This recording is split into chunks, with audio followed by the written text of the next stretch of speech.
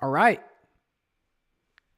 Claude Code SDK TypeScript. We're going to be building our own custom AI agents and using Claude Code's SDK. We're going to use the TypeScript SDK.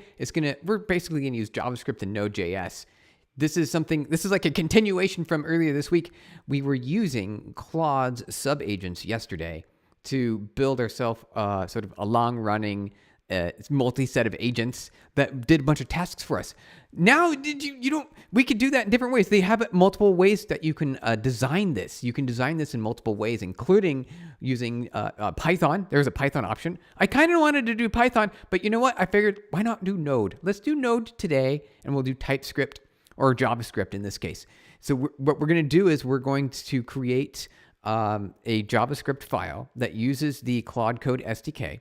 We're going to define a set of roles or sub-agents that will have specific capabilities and objectives, and then we'll iterate through them. And each of them will get a turn to iterate on a project. Hey, Ashford, hey, how's it going? Good to see you. We're continuing from yesterday. And today we're going to, instead of using like a command line, the standard interface through the Claude Code CLI with the -p flag, we're going to be doing it with TypeScript today instead. And the cool part is that it's already predefined for us. So we should pretty easily be able to get things set up. So I already have a terminal window open here, and a terminal window, including Claude Code. So this is what here's the first step. So we're going to do a couple of things. We have a plan today. So the first thing is we're going to kind of walk through the Claude Code TypeScript SDK documentation, which is pretty light. It's pretty light. We're just going to walk through it really quick. Then we're going to use Claude itself to read the page. We're not going to write the code ourselves. Like, why would we?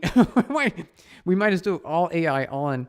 We'll use Claude, read the documentation, and then it will fulfill our objective. And the result will have one script that we can use that's a multi-agent script that we can, it takes in a prompt, and it'll fulfill our desire, basically, or fulfill our goal. So the prompt is a goal.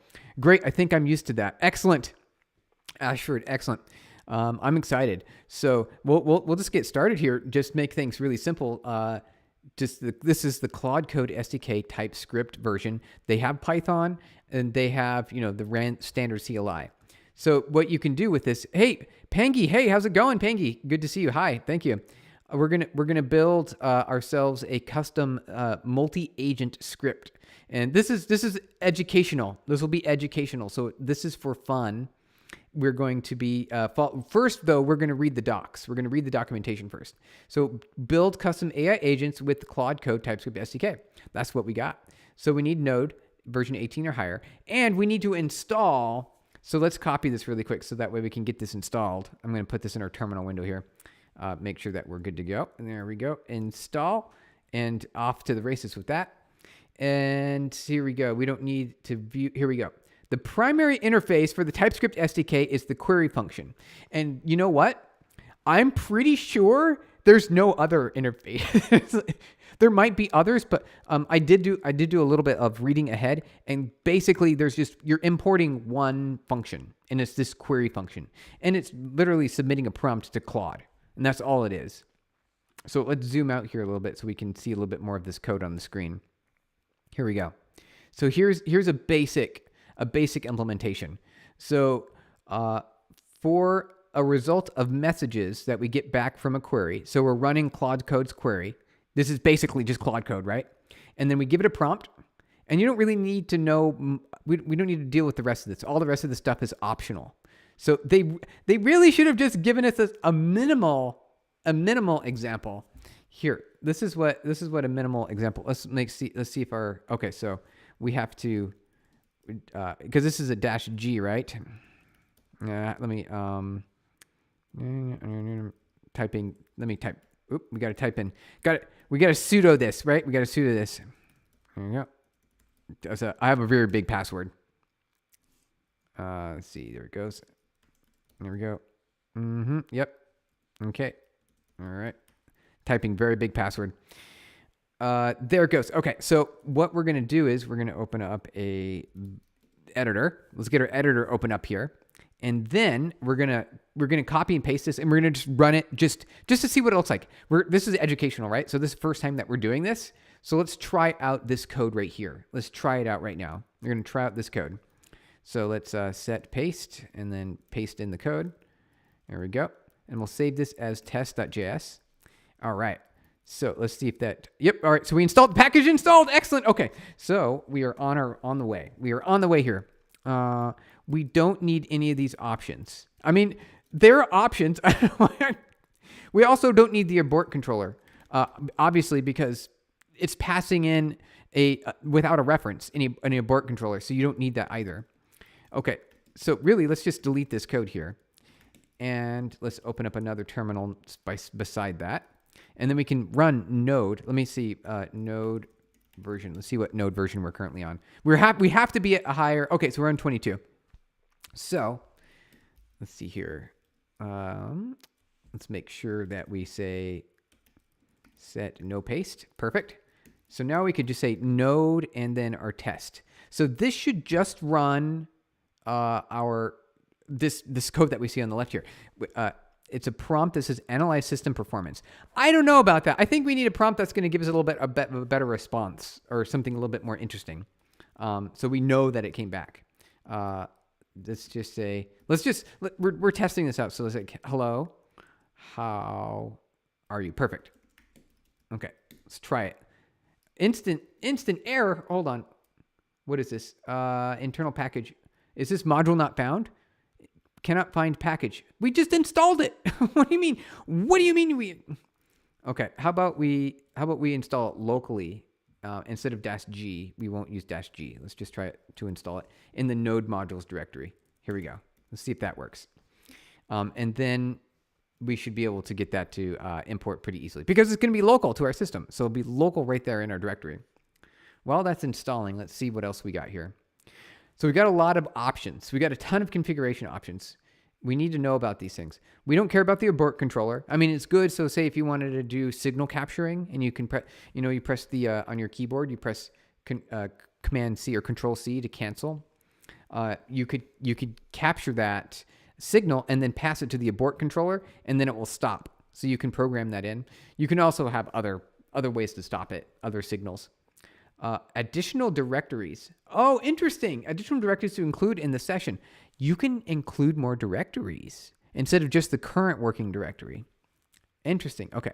So there's an allowed tools, which are going to be like read, write, edit, and modify, bash script, things like that. So list of tools that Claude can use. And the default is everything. So everything's enabled at default. So we don't need to pass anything there. Append system prompt, text to append to the default system prompt. So there is a system prompt that I'm assuming is the default, I guess, Claude system prompt. And then we can add extra instructions into it. So that's kind of neat. I don't think we need to do that. We're just going to do a regular prompt right now. We'll do this. We'll do the append system prompt when we're creating different sub agents. So right now we're just testing the SDK directly. Okay. Did this not install again in our own local directory because it didn't sudo? Really? What I need to do is get my local environment just like in a good spot. That's what I need to do. Node, let's see here. Node test. Let's see if I can run that. So still modules not found. This is very simple. Let's double check here. Let's see what package is it. I mean, it clearly says at Anthropic Claude Code is not being found. So that's clearly what's going on. Let's see here. npm install Claude. Let's see. We already installed it, right? So is it in the, do we see, I don't see any, there's nothing, it didn't actually install. Okay. npm install. That's what, it should totally install it. Why isn't it? We might need to say like npm init or something. Let's do that.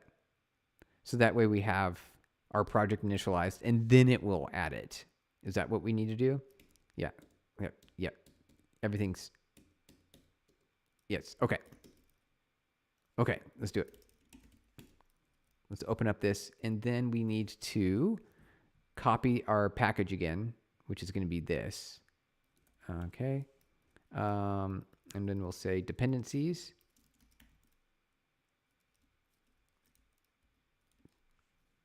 There we go. It already knew? Wait. No. We need, is it, I think this. Okay. What version is this? Let's go npm. Let's make sure we're on the latest version here.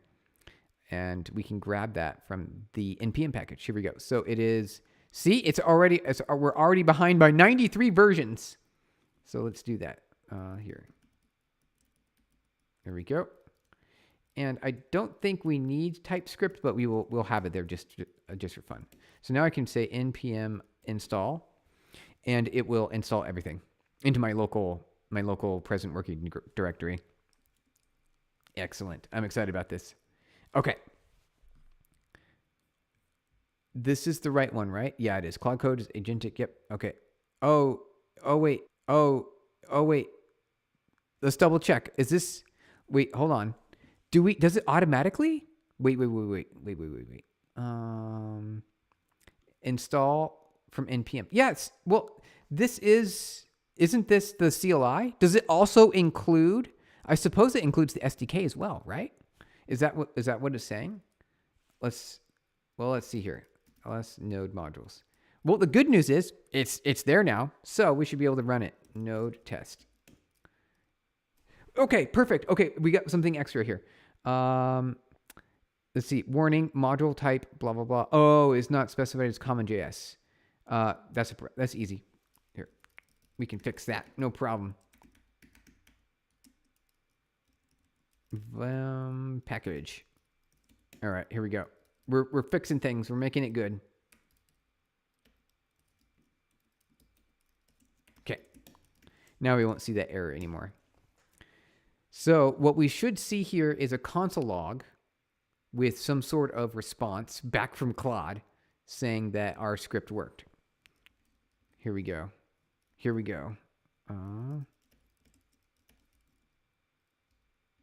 Let's make sure we've got, okay. What by test, here we go. All right, so this is the code we're running. Very simple. It's just hello, how are you? And it should print out a result. And it certainly is taking a long time, isn't it?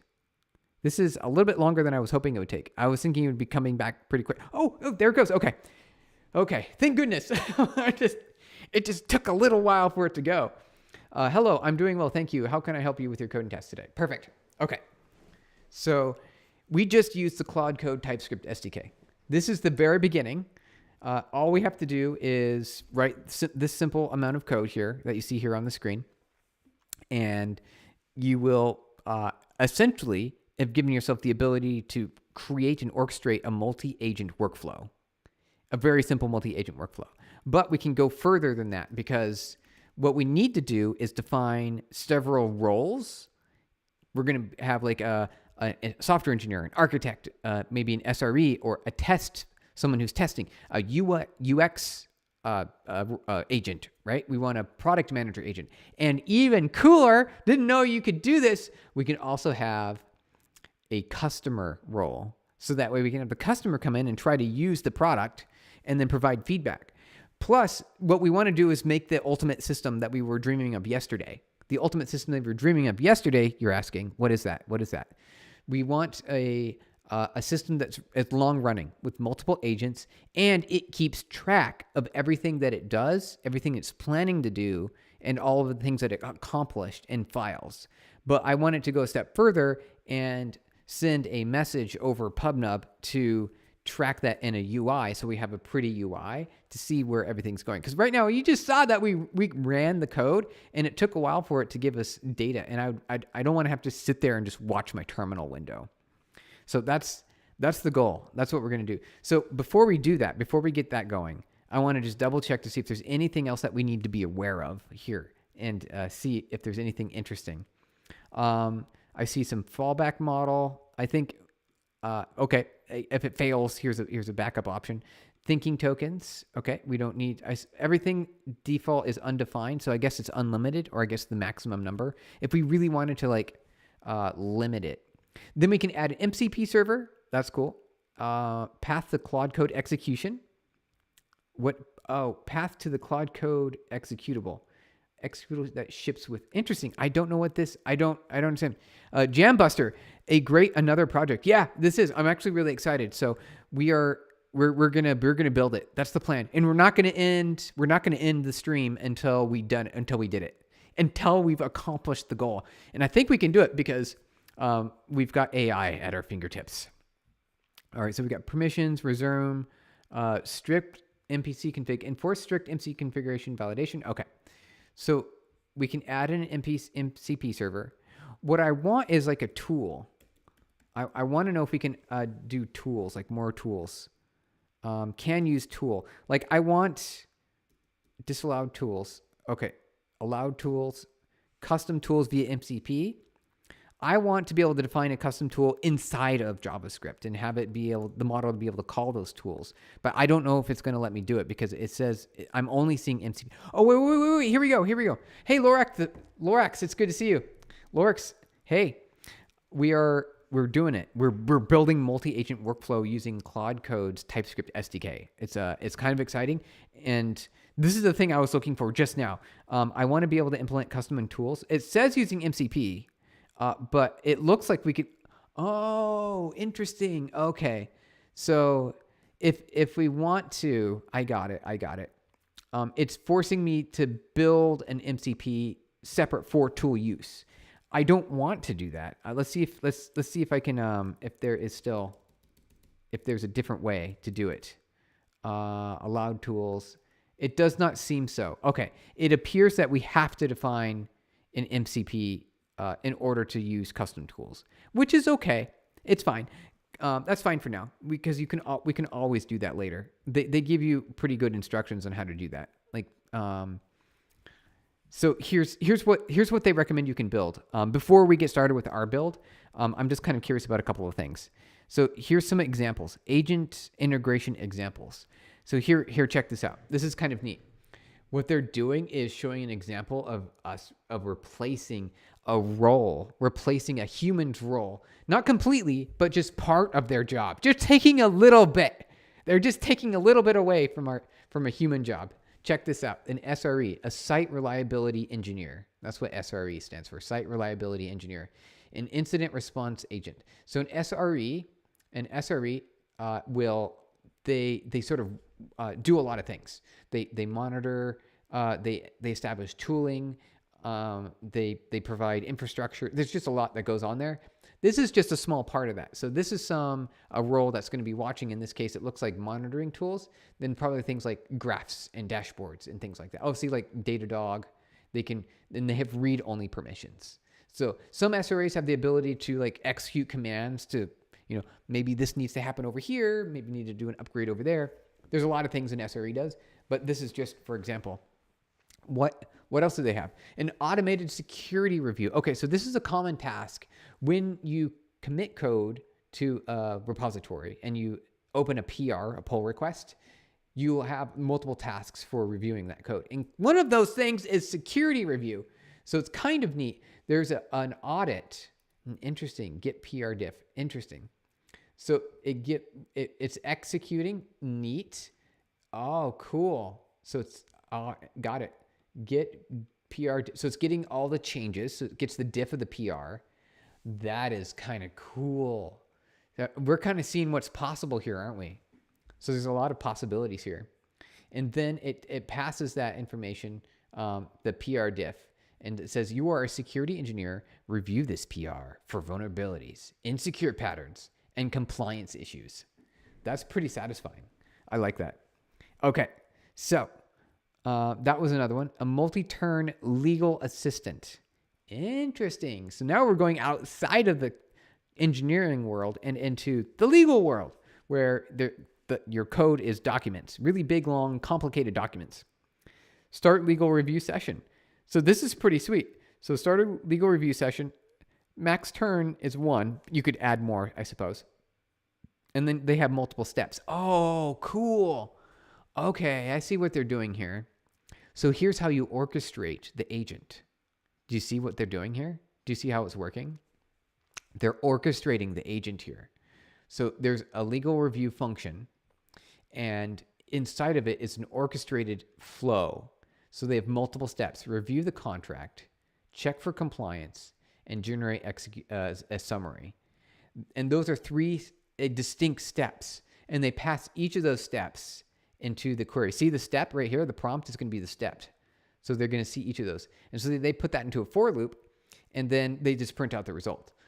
But what would be even more interesting is if you have, like in legal review, there's typically like a questionnaire, which is a bunch of questions or things that need to be validated and checked, like a checklist for every contract that comes through the door.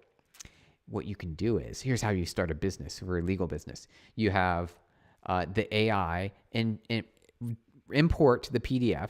You grab all the text from it, and then you have the checklist from your customer of things that you need to validate that are in the contract, and things that the model can extract for you, which is where tool extraction. That's what I really wanted, was tool use. So that way with tool use, you can have the model respond to you using a JSON format with an enum and a couple other things, like say, what is the dollar amount, right? For this contract, you can have the AI automatically scan the document for you, extract the dollar amount, extract like the terms. How many months does the contract go for?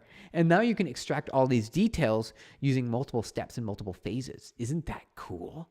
Isn't that powerful? So now you can automate all of these workflows. And not only would you be able to extract that data, but you can also have the model give you information about where it extracted that data, because that could be one of the fields in the tools. In the tool, you specify what fields you want the model to respond with. And now you've got, and then you can also give it a reason, like it'll provide a reason for why it extracted the data where it did. So there's just a lot of stuff you can do. And that's why I really wanted tool use, but I'm only seeing it through MCP, which I wonder we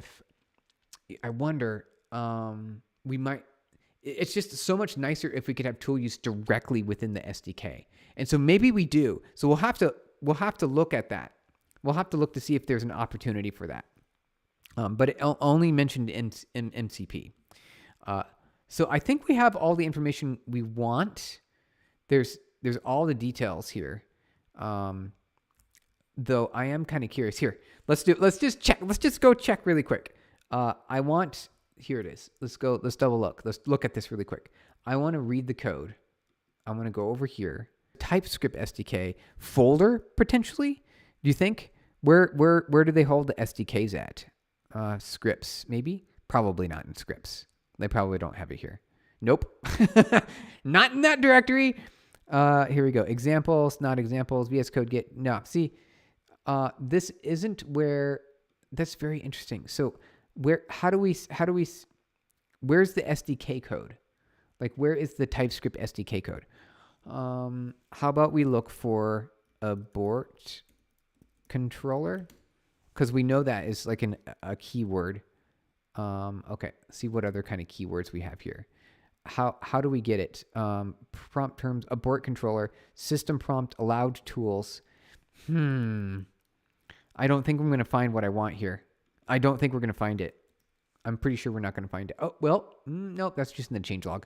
Yeah, see, I wanted it.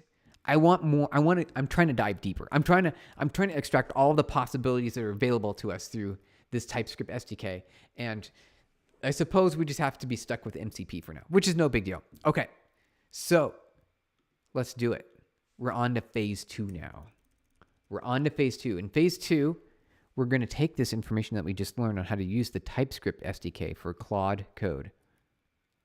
We're going to have Claude Code create for us a script, a Node.js script that can perform a task for us and leverage multiple sub-agents. And here's the cool thing. Instead of having Claude, because with Claude Code sub-agents that we saw in yesterday's stream, you can have Claude Code call upon those sub-agents if it feels like it. Like it has to want to do it well enough. And you have a little bit of control. You have suggestions that you can provide to it. Say, would you please use the sub-agent? And it probably will, but it might not. In this case, when we're using Claude Code directly with the SDK, we can force it to every single time. And so now we can define a loop of a workflow. And that's what we're going to do. We're going to create a workflow loop and for our software development project. Okay, here we go. Let's do it. Okay, so read. Oh, wait. Okay, let's. What we're gonna do is we're gonna go to the top of the window here. All right, are we ready? Read this and okay. All right, let's think this through. Let's think this through really quick.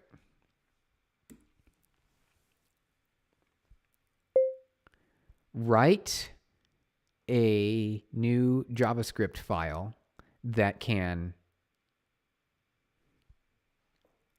use the Claude Code TypeScript SDK to download. 1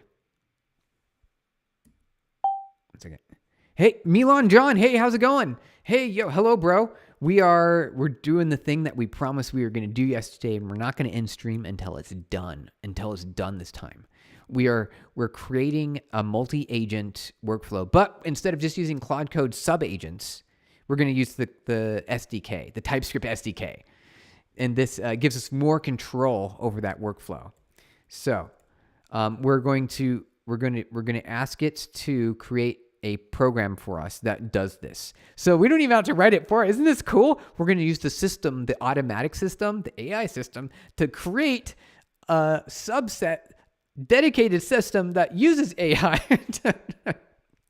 to write code for us. Isn't that cool? I love it. That's the spirit, bro. Yeah, I'm excited. Thank you, Milan John. All right, here we go. So we are keep going. That's the plan. We're gonna make it. We're gonna do it. Which uses a defined list of sub-agents, including the following list: software engineer, architect, product manager, UX designer, security reviewer, code quality reviewer, and the customer who will review the work and provide feedback. All right, there we go. There we go. And we want to go a little bit further than that, don't we? We want to do a little bit more. I'm actually kind of excited about this. We want to, how do we want to do this? Okay, so here we go. We need to do a few more things. So we want to keep track of its work, right? So let's do that. Keep track of your work for each of the sub-agents, and put a to-do list in. Let me select to-do.md or something. Yeah, md list that keeps track of tasks, right? So we want to keep track of our tasks. And then we need a separate list, to-do underscore complete.md, which keeps track of all the things that we completed. Excellent. Okay. So do we have everything? Do we have everything that we need here? I'm almost certain that we do, because this will just be the first phase, and then I'll add on to it here in a second, because this is not it. This is not the full thing. Let's read through this really quick. Write a new JavaScript file that can use. We gotta do correct spelling, right? We gotta do correct spelling. 1 second. Let me jump up to the top here. Almost. Okay. Right, using not Cloud Code. It's not Cloud Code. It's Claude Code SDK.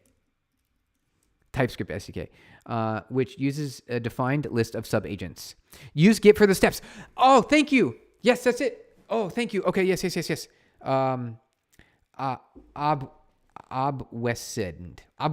See if I can say your name.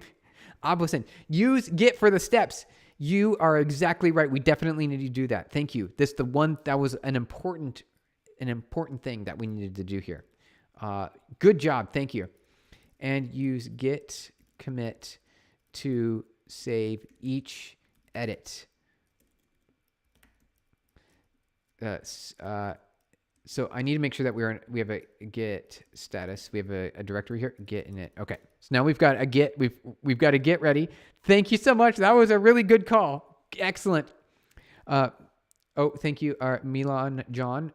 We need the UX designer is 2 separate agents, but it needs to be 1 agent. Let's see here. Let's bring that up here. I have to, oh wait, here we go. UX designer. Perfect. All right, we did it. UX designer, security, we want to say security reviewer, and then code quality reviewer. Yep, here we go as well. And the customer who will review the work and provide feedback. Excellent. Okay. Okay, so I think we have it. It will keep track of its stuff and to do, and then it will keep track in the complete file. It will commit all the changes. And then, so we want it to say the script file will accept a single prompt that will define the goal of the tasks of the sub agents. So basically, tasks of the sub agents. So basically, that means that we have, okay, and then we want to make sure that they all loop. We want to loop through each of them, and they all get a turn, right? Make sure each agent gets a turn, and loop each. We want to loop over them like maybe 5 times or something like that, and loop 5 times total. So each agent gets 1 turn. We want to make sure they each get 5 turns total. Each have 5 turns total. Okay, perfect. I think that's it. I think we got it. This should be it. So this should define a quick JavaScript file. Let's just get going. Let's just go. We can make changes along the way. What this will do. Okay, so upgrade JavaScript Cloud, use TypeScript SDK, multiple subagents. Let me start by reading the documentation. Excellent. So it's going to read the documentation, and then it will figure out how to create the code and then fulfill our goal, which is to create a script, a single JavaScript file that will leverage multiple subagents, and they will fulfill a goal, which is the input on a command line arg. It'll be the input for basically the prompt. So we'll say build XYZ app, for example. And it will use all those roles. And here's the cool part. The part that I thought was really kind of exciting, because I was thinking about this morning about what we were even going to do, is to add in another sub-agent called the customer sub-agent. And the customer will actually use the product and provide feedback. Isn't that cool? I thought that was a really cool idea, because that's actually one of the most critical steps when designing a product is you have to have people use your product, which gives you the opportunity to make improvements, right? So here we go. Let's see here. Yes, let's see what it came up with really quick. I'm just kind of curious. Here we go. Hey, oh, Delta, how's it going? Or Lambda, hey, Lambda, how's it going? Good to see you. We're doing a thing right now. We're making a multi-agent script. So, Citrus, hey, your name is cool. Citrus and Lambda. Claude is awaiting user input. Here we go. We're making a multi-agent system, and it will. Interesting. All right, so let's see here. Let's see what it's got. Let's see what it came with. I'm actually just really curious. Here, what we're going to do is I'll just say, yeah, Citrus, hey, good to see you. All right, it's going to create Jambuster. Hey, how's it going? What is the use of Git on this code? Because I don't know. So Jambuster will be using Git. So the AI model that we're running will, every time it makes a change to the files, it will automatically commit. So it keeps track for us, like a historical track of all the changes it made. It's really good. I'm actually really excited about this. So this should be really powerful. We'll see how it goes. And then we've got multiple agents. It's trying to. Yeah, we don't want to write to package JSON because we already have one in here. I guess it doesn't matter because we've already defined all the dependencies. Maybe there's some more dependencies it's going to want. Multi-agent, here we go. Okay, let's check this out. Node multi-agent, create a simple user authentication system. Oh, Wait. Before we click yes. Oh, Rakshinth G, is it using any agentic AI framework? Yes.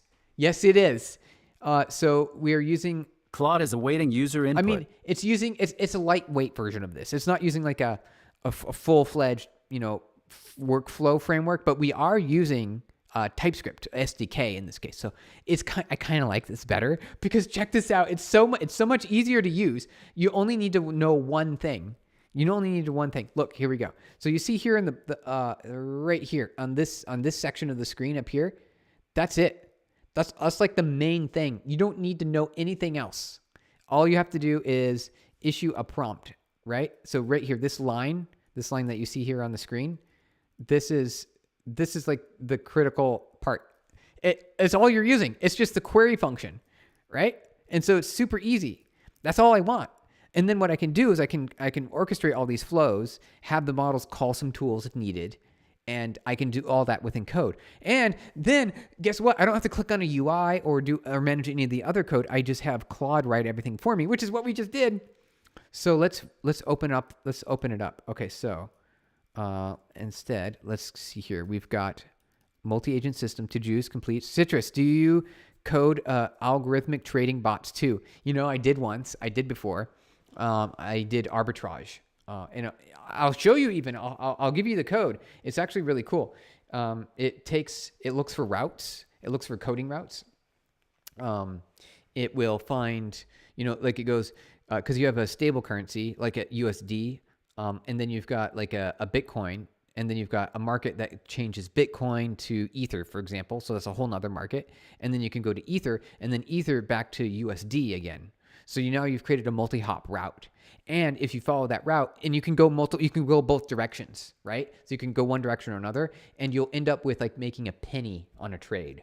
Isn't that cool? And so you can just keep doing that in a for loop. And you don't even have to place it. You just look at the market rate that goes in each of those markets, and then you can compare what the taker is and the maker, and it's really straightforward. You can stabilize the system by doing this, but you can profit from it. It was too stressful, so I stopped doing it. Long story short. Suit here, is it free or paid? You have to pay money. I mean, I think we're paying money, right? Because we're using an AI system that's on an API, so we're paying money for it right now. Citrus, really? You're gonna give it? Yeah, if you want, I'll do it. Let me add that on my to-do list. So I have it on Git right now. It runs a node, and it gives you the ability to just define your own markets that you want it to run through. And what the cool thing is, it won't execute trades unless you want it to. It'll just look at the market rates and then make calculations. I think it downloads the order book, and then it looks at all available market placements for sale, and it finds opportunities to line up each of the markets, and it'll look to see if there's a profit after the trade route has completed. And if it's above a certain rate, and you can set a threshold. I set a threshold to like 5 cents for 5 pennies. And if it sees that the threshold is above 5 pennies, it'll place the route trades, and if you hold currency in each of the wallets, you can execute the trade simultaneously across all the markets at the same time. Isn't that cool? And so that gives you the ability to do it faster than everyone else, because you can execute the trades in each of the markets simultaneously versus just hopping between each market. And then what was it? I think there was another. I had some other cool stuff in that, but it was really cool. But it was too stressful, so I stopped doing it. If that makes sense. All right, we're jumping back to this. Milan, that's brilliant. Why did you stop? I stopped because it was stressful. Because I'd go to sleep, and it worked overnight. And like, is it working? Is it working? I'd wake up at 3 a.m, and I'd run over to my computer, be like, oh no, my God, is it? And I like pop open the terminal, and like, and I have to read through all the logs, and like, is it working? So like, it was so stressful. But you can make money doing it. You can make 14 cents here, 20 cents there. I think I made like the biggest trade I made was like over $1 just for one route, and it worked really well. But it was just too stressful, and it's a lot easier just to not do it. There's like other things that you can do that make a lot more money. You can spend your time on other things that make a lot more money than just scraping off the market inequalities, right? To stabilize the market. Because not only are you putting risk, you're putting your own risk up. It's you're wasting your time that you could be spent like on business, for example, where you can make a lot more money, like a ton more money, and the risk is lower, right? Right, you can have lower risk. Citrus, I'd be stoked. Can't wait. Thanks. Yeah, absolutely. You know what? Here, I'll do it right now. Well, actually, see, the problem is I think I might have some API keys or something in there. But what I could do is we'll pause here. We'll pause this because we need to finish this multi-agent thing because it's really cool. But Citrus, let's do that really quick. So I'm going to hide the screen so you guys can't see anything. And then I'm going to just double check. All right, so you guys can't see. You can't see, but I'm going to go look up my code really quick. It was called arbitrage and dollar cost because I also did dollar cost averaging. So I did 2 in 1. Let's see. Rakashit, your live caption is really good, isn't it? Isn't this like so good? We made it really good. In a previous stream, we had a 7-year-old project that we came back up. We brought it back. We resurfaced it and we made it better. We solved it. So yeah, I'm probably one of the only maybe on YouTube right now, the only live streamers with this good, right? It's really good. Look at it. I'm looking at this. I can see it right here. Isn't that cool? It is so great. I love it. It's amazing. But yeah, it's open source. So let's see here. I'm trying to catch up with everyone. Live caption, did it work all the time? Yeah, or did it ever fail? So yeah, so let's bring that up. Let me go to my GitHub really quick. GitHub Stephen Blum. You guys can't see the screen. You cannot see the screen right now because I have secrets and I don't want you to see them. But let me see. It's called dollar. Let me see. Yep, dollar cost. Okay, because I did a couple of strategies. I did dollar cost averaging, which is what you want to do in investments for like, it's a safe investment strategy where you take the profits from one of the currencies and then you move them and spread them out. So I did dollar cost averaging. But in that script, okay, I have the repo up. The repo's on my screen right now. I'm just going to make sure that there's no secrets on here. I don't want to expose anything, because we're streaming live right now. So, the live captions OS made by yourself. Yeah. It's called, so there's two, it's called, just Google this, Google for, Twitch OBS live stream, subtitles or closed captions, things like that. Wait, is he faking this? No. Wait, so, admin. Wait, is he faking this? Let me just catch up with some of the chats here. It's amazing. Yes, Milan, isn't it? I love it. It's amazing. Posen, you faked this. What do you mean you faked this? What does that mean? What are you implying by you faked this? I'm actually curious. You have to tell us, Posen. You can't just say that and then run away. You can't mic drop that and you fake this. All right, Milan. No, hi. He didn't. Wait, is this okay? Just catching up with the chat here. Why is he lying about the repo? Oh, because you can't see it right now. Here, I'll show you on the screen. All right. So I'm going to expose it really quick, but it's a private repository. But I might open source it for you guys. Here we go. Screen share. So here's my repository, and it has arbitrage, which is the cool thing, which is the really cool thing. I spent a lot of time on this to get it right. And so it runs in Docker, and it runs arbitrage, and it uses it runs in Coinbase. So this runs on Coinbase. See here. I'm reading through some of the chat here. Is this live streamer AI generated? It looks so long for him to respond. Oh, it takes me a long time because I'm trying to catch up with the chat. So I'm like way behind. So the most recent chat here I see is, let me get, I'm using OBS. So I'll just kind of, I'm going to sneak that across the screen there so you can see. This is what I'm reading right now. I'm reading off of the OBS chat. so I can see you guys in your chat window. Posen, we're supposed to just take him at his word, even though nothing is on his screen. He's literally faking this right in front of us. Yeah, I mean, it could be you still don't know. You don't know if I'm faking it or not. But I'll try to show you. Posen, you're right. I don't see why he has to lie about programming. No, right? Runs in Docker. You release what Docker, right? It's a programming language. It's actually, I think it's using Python. I'm pretty sure I wrote it in Python, but I wrote it multiple years ago. So yeah, it's about 3 years ago, as you can see on the screen here, about 3 years ago. Posting, so just ran the screenshot through ChatGPT and my coding buddy, and both said they are pretty obvious fake, even from a quick GPS. What is, actually kind of curious, what is the fake part? Tell me about the fake part. So what I'm going to do really quick is I'm going to open up the dollar cost. No, not the dollar cost. The arbitrage. We want the arbitrage one because that's the cool one. Here we go. The arbitrage. It will delay. It will delay. Okay, I thought he was real. Tricked me for 5 minutes. Oh. Okay, so how I think he's genuine. Yeah, I am genuine. There's like tricks, right? How can we show you? How can you show you that it's real? How can we show? Well, I mean, it looks real because like, look, I'm pulling up. You can see. There we go. It doesn't. You can't fake that, right? The AI won't be able to fake that. Does this look real to you? I think this is proof enough right here that we're genuine because we've got our OBS hat, and this is what I'm looking at. This is what the screen that I see. This is what I'm looking at.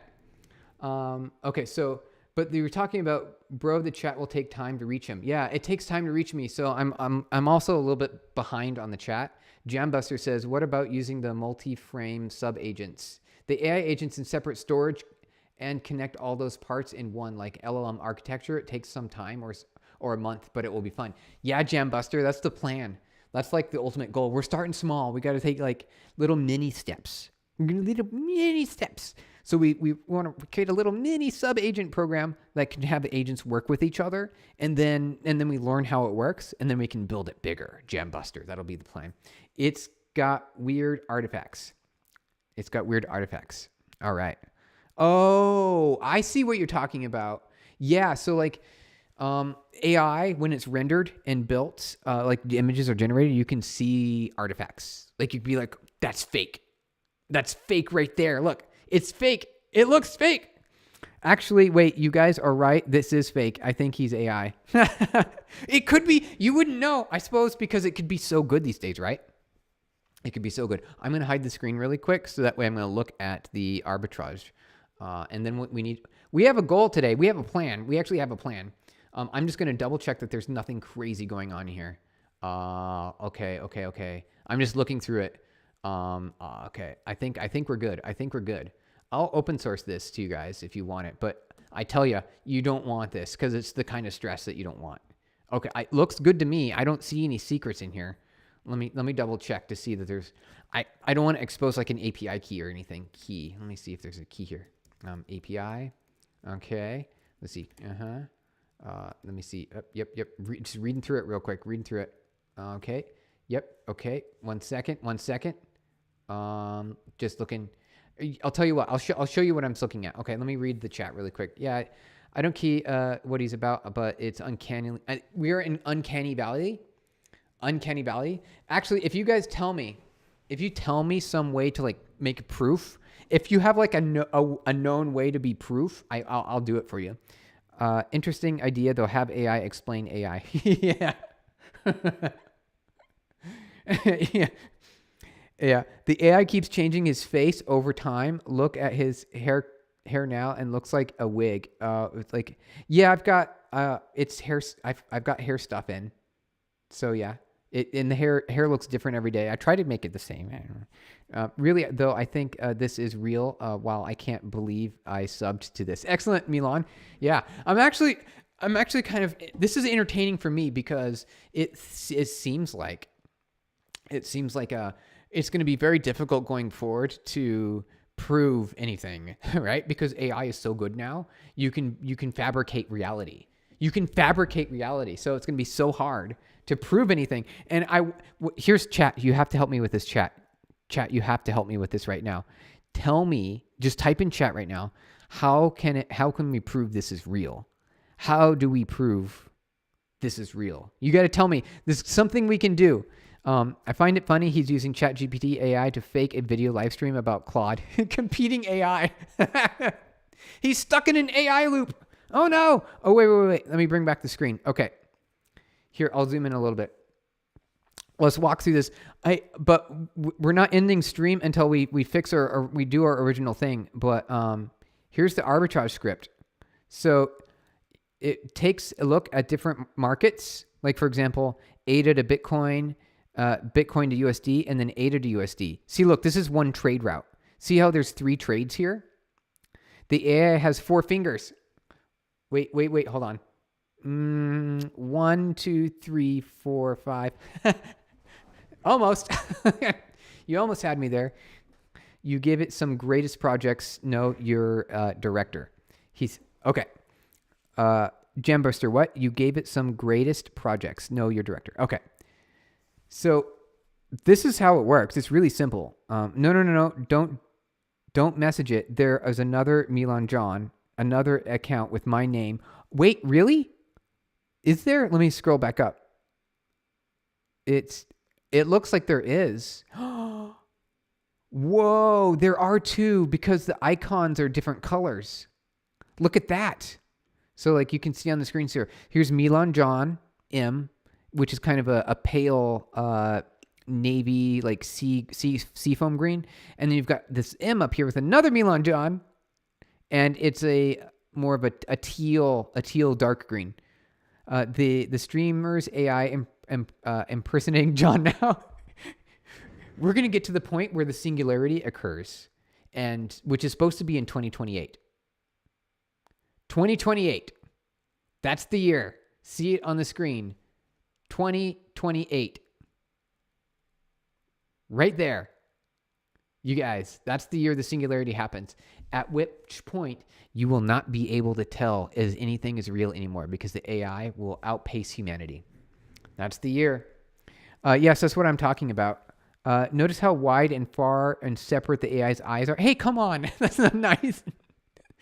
I have ordinary eye, what do you call it? Widths. It doesn't look human. Yeah. Okay. I mean, if here, all you have to do is give me some way to prove it. If you tell me in chat some way to prove it, I'll prove it. But for now, here's the arbitrage script. Milan John bot duplicated. LOL. Yeah. In this case, it really happened. There's really 2 Milan Johns in here, which is kind of crazy. So it receives data from the WebSockets, and then it looks at the trades, and then it grabs a ticker.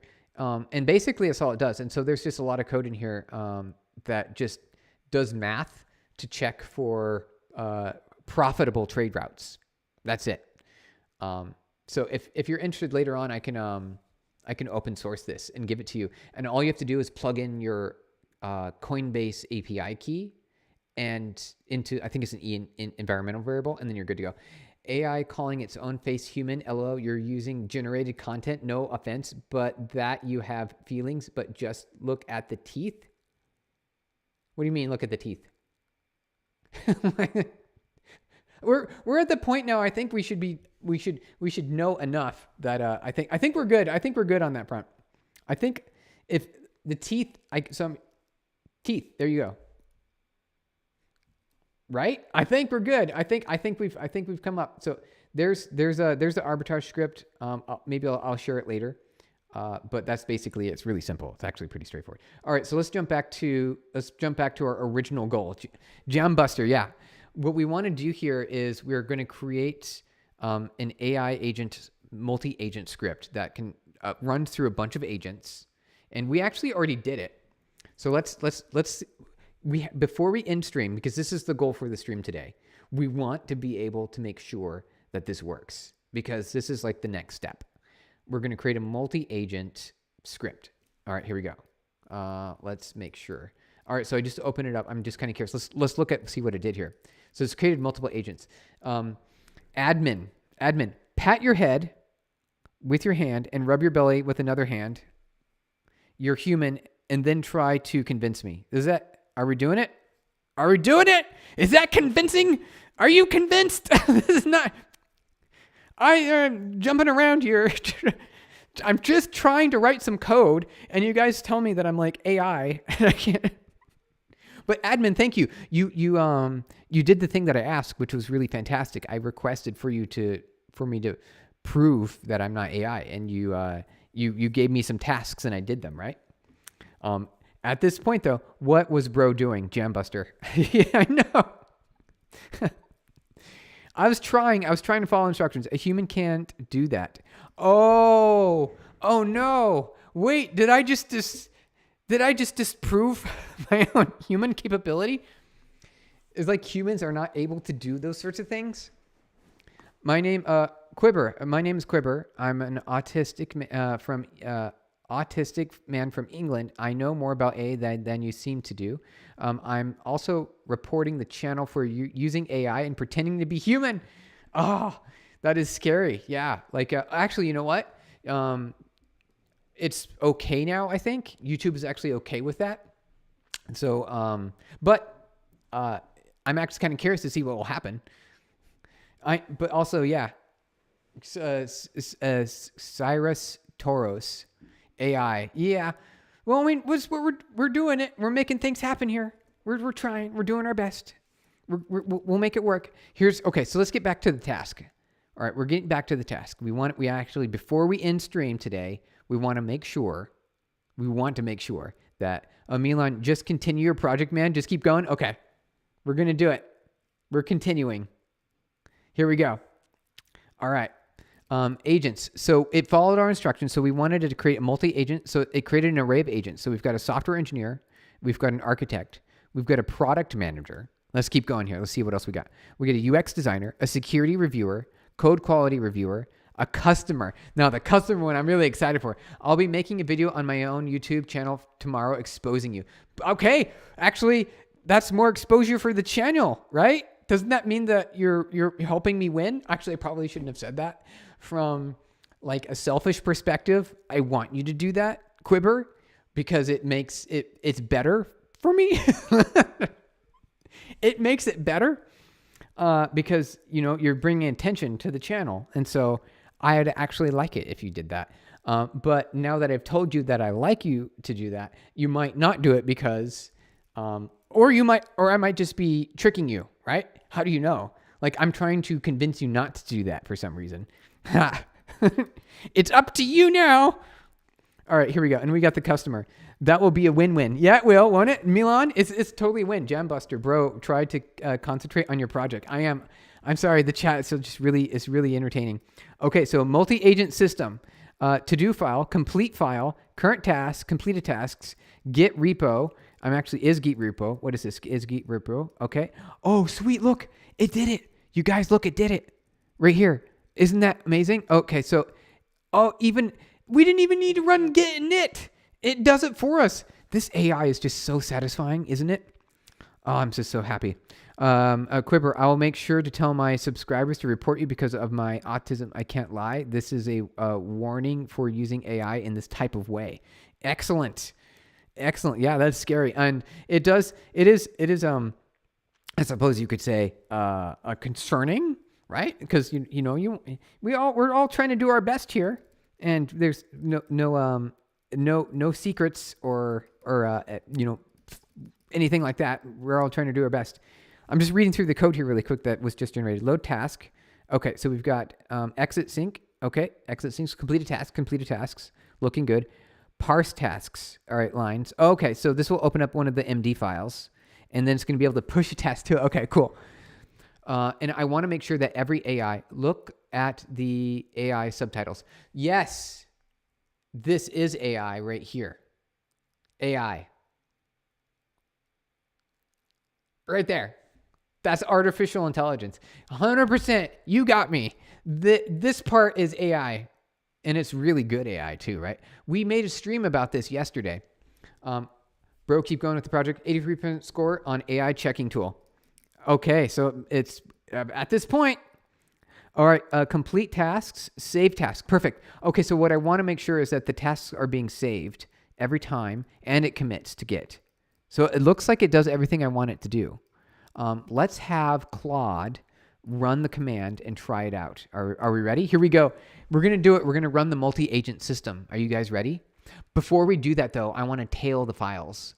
I want to tail the files so we can see what's going on. All right, so we've got tail-f, to do, star. Are you guys ready?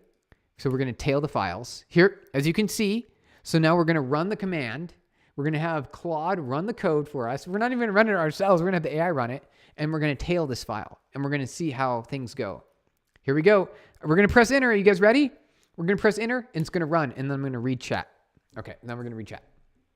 There it goes. It's running. It's running. It's running, guys. We did it. Hooray. Milan, hooray.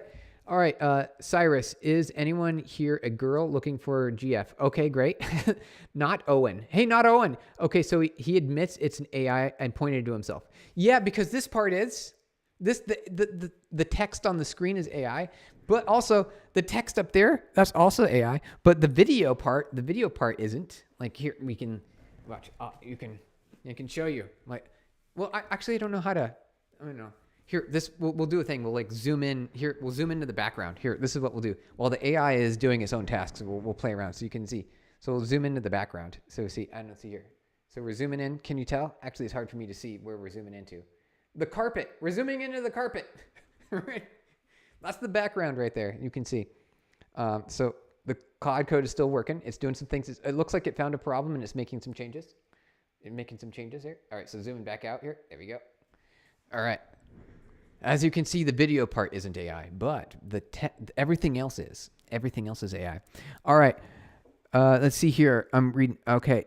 Wait. How big is your hut? Wait. Oh, my. Wait. Did I? I didn't show that part on camera. You can't see. You can't see above my chair line, on purpose. My name is Rajesh from Mumbai. Hey, Rajesh. Claude is awaiting user input. Okay. Claude is asking us for something real quick. Let's make sure Claude can do it. Here it says, timeout 30 seconds, multi-agent built. Okay. Test. All right. We'll just have it run and see what it does here. Citrus, what other stuff you've mentioned that can make money? Like I have pending project I was working on, but need deep pockets because need to get some API keys from Figma, etc. because their free use is limited. Yeah. These tools are expensive. Like all these tool systems, they are very expensive. Very expensive. I'm actually going. Oh, so we hit the 30-second threshold. Is it look like it's happy? Okay. Let me commit the current changes. Okay. Let's do that. Yes. I'm just going to have it keep going. Let's see. Not Owen. The Claude sounds notey. It's pretty sick. Yeah, isn't it? So this part's really great. So it's created for us exactly what we asked it. We asked it to create a script that can then perform a task that runs the code through sub-agents. And every time, so I was hoping to see some updates here on the screen, like because we're doing a tail-f, but it's not doing it right now.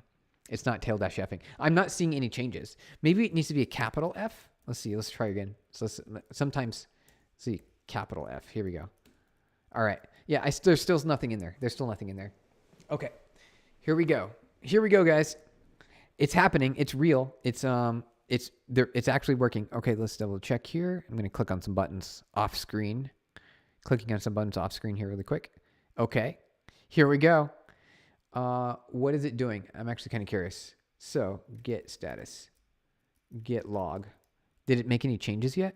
It did. Look, check this out, guys. It made its own commits. Isn't this cool? Whoa. Okay. So I've hit my own personal milestone. I have not made it this far before where I've had the AI make, because up to this point, I've been committing all the changes myself to Git and writing the commit messages. But check it out. Look here on the screen over here. Check it out on this side of the screen. This is a milestone for me. The AI has made a commit to Git for me automatically. I didn't have to. It says it's me who did it, but I didn't do it. The AI did it. Isn't that crazy? Okay. So now we should be able to run this command. Node multi-agent system, your goal or task. What should we have it do? Hey, chat, what should we have it do? Ask, what should we have it build? We should have it build something. It shouldn't be too grand. It should be able to be completed. It's because the goal for this stream is to make sure that the multi-agent system works. And I do want to see the to-do list here up on this side of the screen. It needs to show progress. I want to see progress. So chat, what do we think we should do? What should we build? I'm coming up with a couple ideas. Maybe like a mini game, maybe a game of some sort. I think that would actually be kind of fun, like some sort of game. Let's do that. Here we go. Let me pull over here. Okay, so let's highlight on our screen. We're going to copy this. Here we go. And then we're going to paste it here. And then we're going to type in our prompt. What's our prompt going to be? Build a game what's the game? And the game is, we want it to be simple, but we also want it to be interactive. That is interactive, active, and sound. And we want to make sure there's sound. And then maybe it's a word game. A word game like, what is that, Wordle? Like a Wordle game? Or where you guess the word? Wordle, I think. Right? I think it's called Wordle. Where you guess the letters of a word. Okay. Here we go. We're seeing the output. Here it goes. Multi-agent system started. It's going to build it for us. So the software engineer. Maybe we probably shouldn't started with the software engineer. We see the problem initially. We see one of the main problems. We probably should start with the product manager, right? That's probably someone who we should be starting with. We should start with the product manager. But let's see how it goes. We'll just let it run. It's already running. It's off to the races. So there it goes. It's running. Okay. No response received for really. No response. There might be a problem with. It doesn't seem to be working, right? This does not look like it's working. I think we have a problem. This looks like a problem, doesn't it? Citrus, hey bro, need to finish work real quick. Okay. That's actually something that I have to do here as well. At some point, we do have to end stream and go to actual work. Not Owen, ideally 35 commits. Ideally, yeah, that sounds about right. Jambuster, get stuck sometimes. Yeah, sometimes it gets stuck. Yep. No response received. Is there like a timer? Is there like a timer in that code? Let's find out. Let's see. Let's read the code real quick. Let's see if there's like a set timeout or something, because there might be a timeout in the code. I think we need to double check if there's a timer, because it seems to be ending too soon. So it's called multi-agent. Let's look for word timeout. Timeout. Yeah. Okay. Oh, agent response. Okay. So it's never gonna work with this. It's never gonna work, right? Await new promise resolve. Is there await this response? Loop context, agent name input. Let's double check this. It's called input. No. Interesting. So it's not quite there. It's not quite working. It is not working. But it looks like it should be working. So it's just not, it's giving it turns, but it's not, it seems to be quitting at some point. And it says 1000, but it's not, I don't think this is it. I think this is just a delay. All this says is just wait 1 second in between each of the loops. That's all it's saying. So there's not a problem there. Okay, so run query, agent prompt. And where's our prompt? Okay, context prompt. This agent, okay. Okay, here's the full prompt. Okay. And then it uses the SDK, max terms 1, system prompt agent. Yep, looks good. And then it has the response. Let me double check here. All right, so here's the response. Here we go. Obwasend. As each is waiting for the procedure, we don't need to parallelize. Right. We don't want to parallelize because we want them to all work like in sequence. Yeah, we want them to each be in a sequence because we want them to work off each other's progress. So you actually bring a good point. We could, in the future, have some of these AIs that go off and do tasks in parallel and come back. That could be something that we do. They jump off and come back later in reality. In this case, in our current example, we just wanted to do it in a sequence. Not Owen, no new commits or, oh, thank you. Yeah, let's check the commits. Let's do that real quick because maybe we're just getting no response from code quality review. All right, let's check that really quick. Let's pop up here. All right, get log. Here we go. Pop it up. Do we see anything? Nope, just the first commit. We only have the first commit in here, and that's just the beginning. So no new commits and no to-dos or anything completed, and we're getting no response. I guess this is we're coding it live, so we have to close that because it's not doing anything. All right, so we need to ask the AI to see what's going on. It's here. What we're going to do is we're going to paste the response. It says we'll give it to the AI and see here. Here we go. There we go. And then we'll paste that in, and then we'll say, looks like it isn't working. And then maybe it will fix it for us. Maybe it will do it because sometimes it does. Sometimes it will fix it for us. And I'm really hoping it does because I don't want to figure out what the issue is. I see the issue, the Claude Code SDK query isn't working properly. Let me fix it. And often it will say these kinds of things. And it's like, oh, I found the problem. Let me go fix it. And it still doesn't fix it, but we're going to find out. We're going to find out if it actually works this time. Let me create a working version that simulates multi-agent system with a predefined expert responses. Okay, cool. So, I don't know. Is it gonna trick us? I'm so happy that it knew what I was talking about, even though I didn't spell Wordle correctly. Isn't that neat? Oh, also, while we're doing this, we should probably update the order in which the each sub agent is run. It should probably go product manager role, and then architect, and then engineer, and then the reviewers. It got some of them right, but it doesn't look like it got all of them right. And then the customer at the very end. So see, it's doing this backwards. So it needs to be product manager, architect, and then software engineer. That's what we need the order to be. We need to change the order. So we'll do that as well. When it's done fixing the code, then we'll jump in and we'll make that order change. We'll make that order change better. So here we go. Let's pop open that. And then we'll get a new terminal window going here. So that way we can see all things running at once, all at the same time. Here we go. By multi-agent. Okay. I think it's running in order. Okay, so it is. So we can literally just reorder these things here to be in the right order. Oh, and then UX designer should go up higher as well, right? So we'll do that as well. Security reviewer, code quality, and then the customer is at the very end. But then we should have the product manager come back. Oh, well, actually, the product manager will be at the beginning, so it just loops. Because when the product manager takes the customer feedback, and then we're good. Right? Isn't that right? That's the way it works. Okay, so we're almost there. We just need Claude Code to fix it, and then we can jump in, update the order, and then let's see if it actually works. Let's see here. Yep. Okay. Everything's looking good. We just need to wait for the AI now. That's all we're doing at this point. We're waiting for the AI. And then what are some other things that we can do? Okay. So now that we've created sort of our own workflow here, some of the things that we can do are kind of, what can we automate? So it is very specific, isn't it?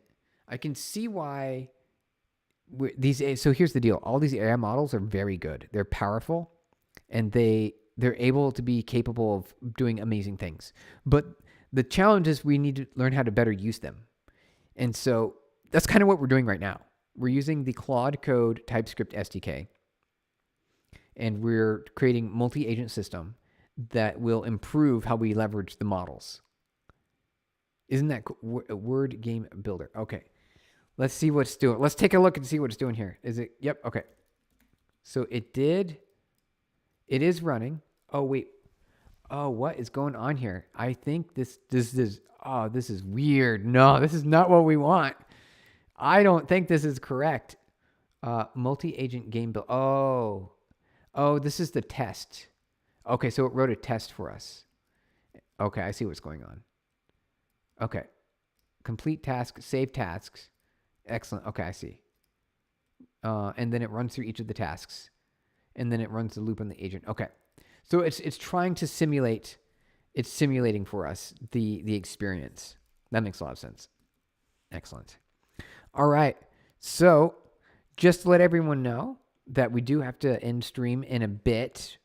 Though we don't want to stop yet until we get it, we fix this. I want to see it working. I want to be able to submit a prompt using our multi-agent loop system to build anything, and then we win. And then we win. And that's the objective. So that's the goal. I'm pretty excited about it because I think this could be really powerful. But now we're just sitting here waiting for the AI to build it for us. So implement the actual world like game based on the agent recommendations. Interesting. I don't know if this is, I'm not sure if this is, well, let's see here. Let's see what's going on. I'm just kind of curious. Okay. There's a README file? What did it put in the README file? I'm actually kind of curious to see this.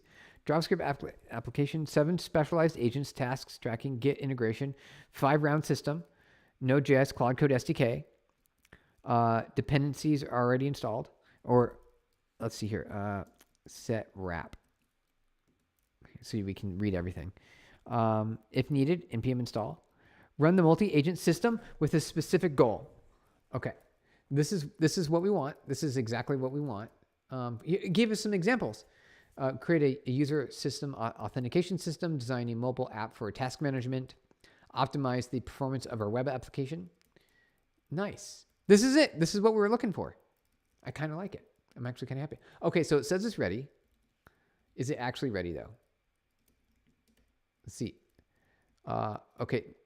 So it built the game for us, which is what I didn't want actual Claude to build the game. I wanted it to build a multi-agent system that I can use to build anything. Just because we're trying it out. We're just playing around here. Okay. Well, let's see how it goes. So just for fun, let's go ahead and open up this word game, wordgame.html. We're going to open it up, and then I'm going to pull this open over here, and we're going to see if this word game works. Oh, interesting. Let's see. TSR. Oh, wait. Test. It's not a word. Not a valid word. Okay. What is a valid word? There's five letters, right? So, let's see. Hello. That's a word, right? That's a valid word. Okay. I think that counts as a valid word. I don't know. Oh, see, here you go. Now you can see where our subtitles are coming from. This is where the subtitles are coming from. Let's jump back here. Okay, let's jump back to our terminal window. Let's try running it. Let's see if it works. But I'm going to delete that stuff. rm word game start. Okay. Oh, it committed that stuff, didn't it? Git status, git log. It did. That's crazy. Look at that. Okay. Let's close some windows so we can see things. Here we go. All right. I want it to do, let's not do a letter game, because obviously it needs a dictionary of words and it didn't end up doing that. Let's do a fast reaction game, like a reaction game where I have to click mouse quickly. Reaction game with quick mouse click goal. Okay. There we go. Oh, we forgot to change the thing. One second. We forgot to change the thing. We got to change the thing. Let's see here. All right. We need to change the order. So I want the order to be product manager, and then architect, and then software engineer. And well, actually no, UI designer should come up here. There we go. Product manager, UI designer, architect, software engineer, security reviewer, code quality reviewer, and then the customer. There we go. Okay. Let's run it again. Where was that? Where did we have that at? Was it over here? Was it here? I'm just trying to remember. Here we go. All right, here we go. Okay, product manager. All right, let's make sure this is working. All right, so let's split our screen. to the, here we go, to-dos. Okay. All right. Is it going to do anything? I don't know. Okay, so here's the plan. I do have to go, but we did make some progress. So I will count that as a kind of a win. But what I want to do is, see, it still says no response. It's not working. All right, so what do we have to do here? What do we have to do? I need to see where that code is. Let's see, no response received from. And then let's go back to our let's see, this is Git. And we'll go over here. This is run. And this is Vim. Vim, here we go. Vi multi-agent / no response received. Okay. Why are we not receiving responses? It should come back for await constant message of, and then it says if message type result, break, else if. Okay. How long you have been using Vim? Since about 2004, maybe since 2004. I think so. So that means like 20 years, which is a lot. That's a lot of years. Good question though, Rakash. So let's see here. We almost have it. No response received. So we can go ahead and stop it because it's not doing anything. We're seeing just too many no responses. Let's see what I want to do. Let's just do a console log here. Console log. And then we'll say message. Here we go. All right. Wow. Yeah, Rakash. Yeah. Wow. Definitely. It's a really great tool. It's really great. Obviously, like in the earlier days, would use like a different kinds of IDEs or even Notepad, right? Notepad++. That was a really fun one because it had syntax highlighting. I remember Notepad++. But then, yeah, Vim, when I moved from Windows to Linux and I ran on Linux, then I wanted a code editor that worked really well. And yeah, there is a Notepad like in the Linux variants, but I wanted something just a little bit more. And Vim turned out to be the one to get. You started last year, never looked back. Isn't it great? Rakash, yeah, we're absolutely in love with the comfort. Oh yeah, it's so wonderful. It's phenomenal. It's a fantastic experience because you don't have to look where to go. You can close your eyes and you kind of know what's going on. Like I know I can go like the top of the screen, I can go to the bottom of the screen, and I don't even need to look. Or I can move the cursor to the middle of the screen. I can jump to the end of the line, which I'm peeking here, like on the keyboard. You can just do all these things, and it's just really easy to jump around, and there's just so many different ways to navigate. Oh, sweet. Here we go. Check this out. Okay. What happened? What do we get? Type system init session. Oh, interesting. So what we need to do is specify more than one turn, I think, is the answer. Because it's giving it, because this is just a system. Okay. Let's end that. So we need to go back here, and then we need to say max turns. Let's just say 10. Well, actually, we need. I think let's just start with 10 and see what happens. So what happened was here's what I think what happened was the reason why it wasn't working was that the prompt when we submit it to Claude's API came back with a sort of a list of next steps. Like here's the instructions and here's the possibilities. What are we going to do next? I think that's what it was. I'm pretty sure. I think that's what the problem was. And so by giving it more turns, it's going to be able to move forward. Here we go. Sweet. Actually, I think that was it. I think that was it. Cause see, look, it's actually giving actual responses. Here's the message type message. Sweet. Okay. Here, let's get our to-do list up. Is it okay? It's not making any changes yet. 10 might not be enough. 10 just might not be enough. Let's see here. Because it looks like it's needing to do more work than I'm providing it. So see, yep, message content object. So it's actually getting data back. So it is doing work. Let's see here. Let's see. I'm taking a look here. We're taking a peek. We're looking to see if there's anything changing here. I don't see anything changing. Let's rm simple. I don't want simple. There we go. Okay. Oh, guys, look. It worked. Okay. New task identified. Create detailed user personas and journey map. Design onboarding flow. Oh, we did it, you guys. Okay. Is it good? I'm just really curious. So what I really also want is I want to be able to see, so it's work. 10 should be good. Okay. Yeah. Quantified quantum. What you trying to do? Okay. So quantified quantum, if you're just joining, we started the stream by, getting to know Claude Code TypeScript. We want to create a multi-agent workflow that defines several sub-agents to work together to build and achieve a goal. And we give each of the agents a chance and a turn to complete their tasks. And then every time the agent completes, that sub-agent, they record their changes and they update Git, and they make any Git changes, so they wrote data.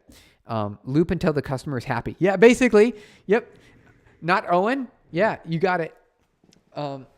I mean, basically, that's what we should be doing. I think that's the ultimate goal. Since we're just trying to hack it and get it to work really quick, because I have other tasks in the day that I need to accomplish, and I have actual work to do. This counts as actual work because it's research, right? I'm doing research, so it counts. But I have other tasks. I have some customers to check in on, and I have to build some data reporting that I've been putting off for a while, for a couple weeks now. But I also have to get that done. Let's jump back. So that's what we're doing. Let's see here. So I do see 10. We might need more than 10, but let's check our to-dos. I'm not seeing anything show up in the to-dos here. It's still not, but that's fine. It might not be. That's okay. That's actually okay. But let's check to see. Let's see what's going on. Just kind of scroll back up here to see what happened. What is happening? Waz444. What is he doing? Anyone can tell? Waz444. Good question. We are currently building a multi-agent system using Claude Code's SDK. And then Rocket Shifts, yes. Is the model agnostic, or are you vendor locked to Claude? Well, we're using Claude Code's SDK, though we could easily pull in OpenAI as well and Gemini and then use them all together in the same script. And we could totally do that. And we can even benchmark them against each other. That could be something that we can do. So we can have a multi-agent system that uses multiple models. Isn't that cool? It's really powerful. There's a lot we can do there. So we still have a no response received from, in this case. So what we need to do is, I think we still need to bump up the number of turns, because this will complete on its own. Like the max turns isn't something necessarily related to our restrictions. It's basically how long the model is. Like, I guess it's like thinking turns. So what I can do is I can just comment that out.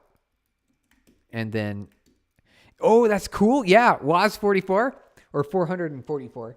Yeah, you're right. I think it's really cool. I'm actually really excited. I think this will be really powerful, because what we can do is we can automate all sorts of business workflows.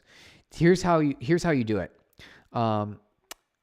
Here's how you start a business. This is why doing things like crypto trading and things like that is not worth your time, because what you're seeing on the screen right here is far more valuable. This is by far more valuable. You can take these AI systems and have them perform human tasks and have them repeat the tasks. And they're so good at it. They are so good. They're also a lower cost. Because as you can see here, they're working and it's also returning how much I'm spending on the screen. I don't know if you noticed, but the dollar amount is showing up here. You can see it says total cost. That was 10 cents. So for that process, for that session, it costs 10 cents.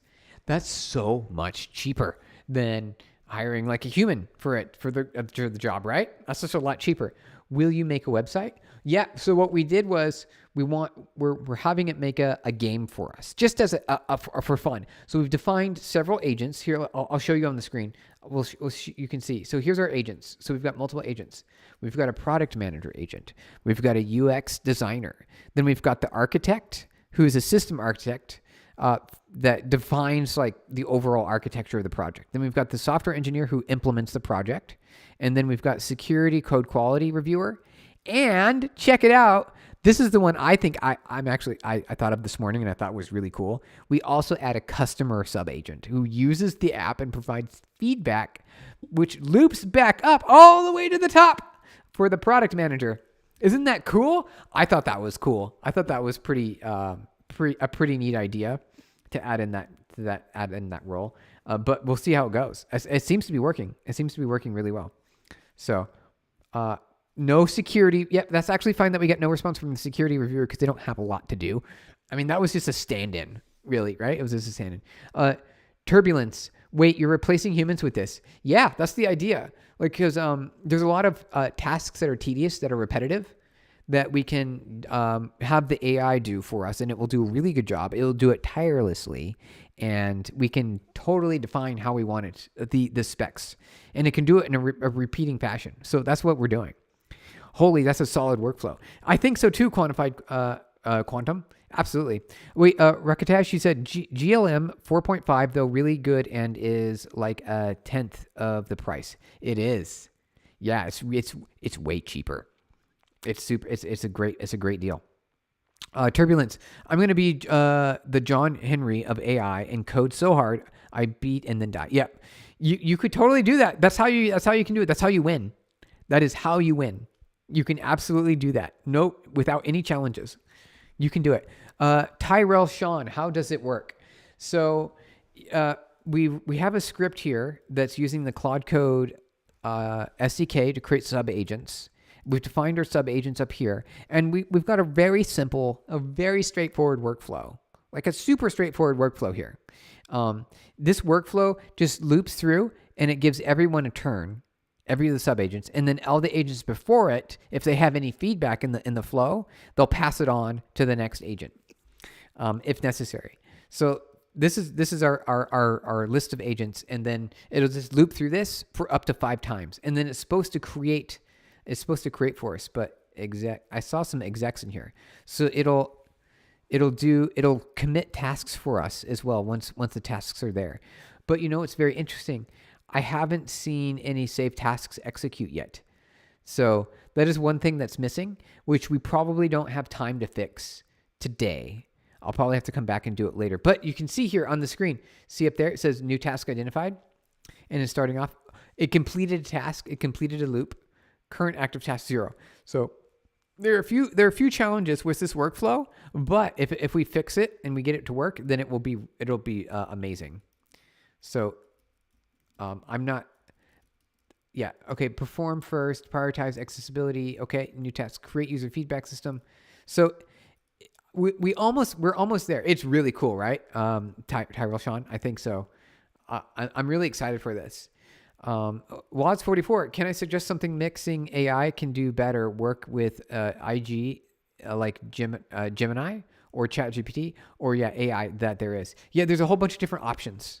So I would actually like to build a multi-agent system better with GPT-5 because it has tool calling that's built in that allows me to better purpose assign sub-agents to give me exactly what I'm looking for. So one of the challenges right now that we're using Claude Code, which is okay because it can write code and perform like a task to write files for us and build software, which is really neat. And then it integrates with GitHub. You have it integrated with GitHub Actions. You could even do GitHub Actions. Yep. So you can use GitHub CI or a build system, and then you can build binaries and release it and deploy it to the App Store. There's just a whole bunch of fun things you can do to automate this entire workflow. So it was kind of exciting. I thought this was a really good experiment. It's doing almost everything I want, but let's check really quick. Oh, wait. hold on. Let's see here. Yeah, see, it's not using my to-do files. I wanted it to keep track of information in the to-do files, but it's not doing that, which is fine. It's no big deal. I feel like it's okay. Let's see if there's anything here. Did it? And it has not. And so it's looping, it's running, it's iterating, but it's not actually performing the tasks that I want it to do. So I'm closing it for now. Okay. Quantified quantum. Oh, by the way, do you have hallucination eliminator subagent? That's actually a good idea. So we can add another subagent, quantified quantum. That's a really good idea. Add another subagent that eliminates hallucinations. That's a good one. So it can check for different, basically, it's a quality check stage. That would be really cool. WAS44. Oh, it's cool. Keep going. You can make it. Yeah. Okay. Here's what we'll do. We'll give it one more chance. We'll go back into Claude Code and we'll have it try to make some adjustments. And I think I know what to do. And then I do have to go because time's getting away. So let's go ahead and do that really quick. Tyrell, you say you can run Claude modules and OpenAI modules all within the one interface. Yeah, you totally can. You can bring Gemini in too if you wanted. So you can do all those things. And I like OpenAI's tool calling better. I think it does a better job because you can get exactly what you want a little bit more because this is more organic. So we'll see here. Let's see here. Let's get back to our Claude Code terminal and we're going to leave that and start a new session. Okay. Here's what we're going to do. Quantum quantified and WAS44, 444. We're going to make sure that we try this one more time. We're going to give it one more chance and we're going to have it modify this multi-agent system here. There we go. Okay. So update multi-agent. We want it to, it's not using the to-do files correctly. Each agent should have a final output each stage and save its progress in to do if there are tasks identified. Then we should have a to-do_complete.md and the completed tasks will be marked there. Okay, I think that's it. I think that's almost it. We need a little bit more to it. We're not done yet. We need more in this prompt. We need to say, okay. Also add a log.md file that shows the final output after each subagent task to show what it was thinking. Make sure append only on the .md files. Okay, here we go. Let's do that. Rakshith, okay, who is your favorite tech YouTuber? Mine is Theo. Theo T3. Yeah, Theo's great. I like Theo. Theo's awesome. I like so in that realm because Theo and the Primogen. I don't know if that Primogen. Is that how you say? Maybe that's not how you spell it on the screen, but let's see here. The Primogen. Maybe a YouTuber. Here we go. It is. Well, no, it's called with a Prime again. So it's spelled a little bit differently than it's showing up on the subtitles on the screen. But yeah, I like the Prime again. Prime is great, isn't it? Yeah, I like Prime.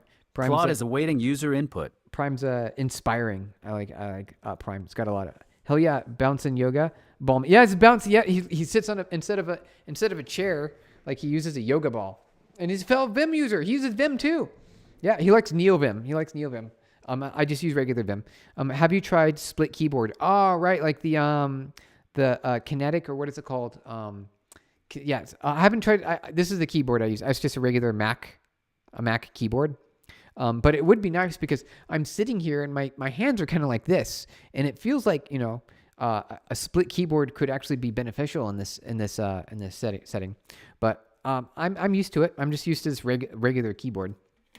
But yeah, I like the Primogen. It's really good. All right, Claude just came back. We need to say yes aloud. Go. What is it doing? Okay, so it found some additions here. Oh, Kinesis. Thank you. That's it. The Kinesis keyboard. That's it. Rakshith. Here we go. It's called Kinesis keyboard. There we go. This is the split keyboard. Yeah. Let's go some images. This is it. Not Owen. I got into split keyboard about a year ago, and I can't go back. It looks really powerful. It looks more ergonomic. It looks really great. It's something that once you get into it, like for example, you could have this. Let's see if we can zoom in here. Let's see what that. Are they expensive? Oh hell, I use Vim. Yeah, Vim's great. You use Vim in VS Code extensions. Yeah, so you can have VS Code, Visual Studio Code. You can enable Vim mode, right? You can have Vim mode, so then you can have the keystrokes of Vim editor, but using VS Code, which is really powerful. You use Vim for text editing and minor edits, but for long code sessions, you have wait. Let me do it. Texting and such for minor edits, but for long code sessions, I don't have time to figure out the plugs. Oh, okay. Yeah. That makes sense. Because there's a lot of keystrokes and shortcuts. 400. See, look, it's expensive, you guys. Chat. Look how expensive this keyboard is. Like that's a very expensive keyboard. If you're going to invest into a keyboard, you better be sure that keyboard is a keyboard you want to use, because that is a lot. And here's the problem, though. Once you learn it, you'll be used to it, and all other keyboards will become difficult to use. And so that's kind of why I use Vim and other tools, because these tools are already installed. Claude is awaiting user input. Oh, Claude's ready for us. Try a Korn V4 split keyboard. You get under 100. Oh, really? Okay. So let's see if we can do that. So it's let's see. Let's pop this open here. You said it was, what was it called? Let's go back. So you said Korn V4 split keyboard. This one is probably like a competitor. Oh, look at that. It's still expensive, you guys. Well, this one's only $36, but I'm suspicious. I'm suspect of the quality on that. But yeah, you're right. You could get a split keyboard, and it will, and they can be, they're a lot cheaper. They're a lot better price. You're totally right. Yeah, it's not cheap. You Batty. Hey, you Batty, how's it going? Are these keyboards that good? I don't know. I really don't know if they're worth it. There's a lot of folks who say they're worth it. Grabs a saw here. There you go. Yep. Quantified quantum. All we have to do is just cut down the middle. Just like, there you go. Now you've got your very own split keyboard, and you're off to the races. You don't have to worry about it. Not one. The other Kinesis style one is pretty popular. More Ego Evolve Glove 80. Okay, let's check. So this is the most popular one you said. Let's check that out. I'm curious. Mo Ergo Glove 80. Let's see what that one is. Here we go. Images. Oh, cool. Look at that. Oh, that is kind of cool. Look at that. That is pretty satisfying. How expensive is it, though? Is it really expensive? No. No, the keyboard. There we go. Okay. Well, that's the Kinesis one. Let's jump back. I think we need to click into it to see what the actual price is. Let's go there. Oh, wow. That's expensive. That's $400. That's pretty expensive. Not Owen. It looks really good, but it's expensive. Get it from Panda KB. You have is legit and it's good. Okay, so there's a better place to buy it that's cheaper. Heavenly Demon, hey, how's it going? Hello there. You Batty, I still use my old keyboard from 2011. Yes. Yeah, that's kind of what I'm doing. I'm just basically using an old keyboard. Kinesis 360 probably more popular. Not Owen. Okay, let's see. Let's double check that. Kinesis 360. Here we go. Yeah, this is the one I'm familiar with, but it's also remarkably expensive, you guys. Look at how expensive this is. This is Just a tad bit pricey for a keyboard. Yeah, they're expensive. Niche product. Yeah, for sure. But once you get it, it probably saves your life, especially if you. But you know what? We don't have to type that much anymore because we have AI to type for us. Jumping back here. Okay, so this is it, guys. I do have to get running because I'm running over time. But we did one last iteration on our sub agent script. You have a Kinesis 360, Adam Spires, and it's the best. So you recommend it, Adam. You recommend the 360. Excellent. That's good feedback. That's good to know. Might consider it. Might consider it someday here. All right. Quantify Con already got to work on my site. Got to convert all my context store to a new context store generator. Cool. That sounds like a good project. I like that. Okay. So we're going to try it one last time. Here we go. Boom. We got it started. It's starting with the product manager. We're going to have it build a game that's interactive with sound, and it's like requires clicky buttons. Adam Spires. I also have a Kinesis Advantage. The Kinesis Advantage, 2 originals from 2001. You know, I think that's the one I was thinking of. Let's check out the Kinesis Advantage. Let's see that really quick. Let's take a look. The Kinesis Advantage. Here we go. Yeah, this is the OG, isn't it? This is the one when I think of a Kinesis keyboard, this is the Kinesis keyboard I think of. Right here. This specific one. This is the one from my memories. This looks like a second iteration on it, but it's basically the same, right? Let's see if we can zoom in on that so we can all see it a little bit better. This keyboard right here. Yeah, look at that. Okay, so your thumb, I guess, does the backspace. Where's the space bar? Okay, so you need to have your left thumb and okay, so your left thumb does a backspace. Your right thumb does a forward space. Interesting. That's kind of a cool idea, right? Check it out. So you're saying go this way with the keyboard, go back, right? But then go forward with the space. That's actually really smart. That's actually why weren't keyboards designed like that from the beginning? Isn't that amazing? Adam Spires, no, the OG one is the PS2. Yeah, the not USB, because all the keyboards are USB these days. So you want the PS2 keyboard. Okay, let's find that really quick. Let's look for the PS2 version. The PS-2. Here's the original. Let's see. It looks like I don't know. Let's see. Let's get rid of Kinesis PS2. Let's try. Okay. Here it is. I think it's basically the same thing. But that's it. Yeah, that's the OG one. They literally saved my career. Did they?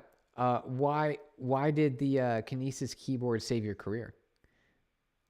What was the part that saved your career? Was it because you just had to type a lot?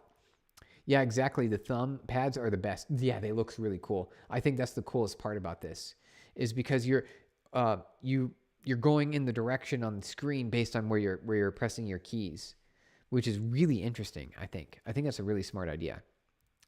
Oh, they rebranded. Okay, gotcha. Okay. So we're at we're ending. We got to end the stream here pretty soon because I have to go work on other things. But I want to make sure that we are. Used to be called the Contoured Essential. Was it? Oh, actually, let's check this out really quick. Let's do Google search for that. Contoured Essential keyboard. Let's see. Let's go to images. They cured my RSI. What's RSI? It's like like it hurts. It hurts. What is RSI? Like a wrist something? Meaning? RSI meaning. Let's see what this says. Nope, that's not it. Definitely not relative strength index. I'm pretty sure that's not it. Is it? It's not relative strength index. No, because that looks like stock market stuff. On arms. Oh, here we go. This is what it is. Condition for tendinitis, carpal tunnel, nerve irritation, repetitive movements. Okay. So that's what it is. Okay. So that's what you use the Kinesis keyboard for because it makes that not hurt anymore. That's actually pretty smart. Here we go. This is it. We're looking at the last bit. Okay, so it's still not using my to-do list. Repetitive strain injury. Gotcha. That's what RSA stands for. Repetitive strain injury. Here we go, guys. Let's see if it works. What I want to see at least is, we'll give it a couple minutes and then I have to go. I have to go do some work here. But we'll give it a couple more minutes and then we'll see how it works. It would be great to see if up there we saw the to-do list actually being populated. I would love to see that if the files actually get populated, because that's like the one thing that was missing. But if not, then we'll have to try again next time. I think that's the plan. So we'll give it a couple minutes here. We'll see how it goes. Just a couple minutes. But while we're waiting for that, okay. So here we go. What is this? Final output: architecture, system design, MVC. Okay, performance framework, tech stack. Cool to see your ZH. Yeah, Z shell user. You used to contribute to ZSH? Are you serious? ZSH. You contributed that, so the shell, you contributed to it. So Bash, right, is a competitor to that. You've also got I think there's other CSH maybe. There's another one. But so Adam, that's actually really interesting. That's really good background. That's really powerful background. That tells you that, hey, you know what you're talking about. If you used to be a contributor to ZSH, because I use it all the time. That's my main shell. Also, Git. No way, really? That's amazing. Git, and so those are two tools that I use every single day. You've made my life better, and I didn't even know this whole time. That is so cool. Yeah, I appreciate it. That's actually really valuable. You've made a lot of people's lives better, because a lot of people use these tools on a day-to-day basis. So that's really amazing. Thank you for your contributions, Adam. That's fantastic. You've made my life better. Here's the moment that you started using C in 1995. That is a good year to start using C, because C was a really powerful language, and it still is. We actually use C at my company a lot still. We're migrating to Rust for a lot of things, but our main infrastructure still runs in C, and C is really powerful. It does what we need to do. So I am seeing that. Jump back to our to-do list here. I am seeing some output, but I don't know. It's probably, here's what we'll have to do. I have to let it. We do have to get going. Adam's just small contributions, but thanks. Small contributions are still worth it, because those little things, they affect everyone who's using it. No C for Christ. What is Chris? Krika. Circa. No C for circa. Not sure what you mean on that, but still, jumping back to your previous comment, it's even small contributions, you're affecting a lot of people. Sorry, we'll stop distracting you. Hey, no worries, because we do have to end. I do have to end here. So what I'm going to do is I'll keep this running, and we'll check in. I'll probably post some updates to see how it works, and if it did what we wanted, because it does seem to do some stuff, but it's not carrying over the way I want it to. So I do have some more work that I need to do. Circa as in approximately. Gotcha. Okay. Approximately. Thank you. So that'll be it's Latin. Yeah. Yeah. Those words, a lot of words seep into languages from other languages, and especially in English, where we've got a lot of rooted words in other languages. And Latin's a very big a big language that has a lot of influence on English. But I do got to jump. I have to go and do some work. But I'll keep this running to see if it does anything. And we'll be back tomorrow. So it's great to see everyone. Thank you for hanging out. Appreciate all of your time today and spending time with me. We tried to get it to work. We made progress, and it did a little bit. But it looks like there's more to do. Or it's working completely. We just have to wait. But I don't have time to wait, so I have to go. So thank you for everyone for jumping in. We're live every day in the weekdays, and so we'll be back tomorrow and then Friday. So thank you for stopping in. We're heading out. We'll chat with you guys next time. Bye, everyone. We're ending the stream. Goodbye, and see you tomorrow. Thanks for your time. Good luck. Yeah, not Owen. Absolutely.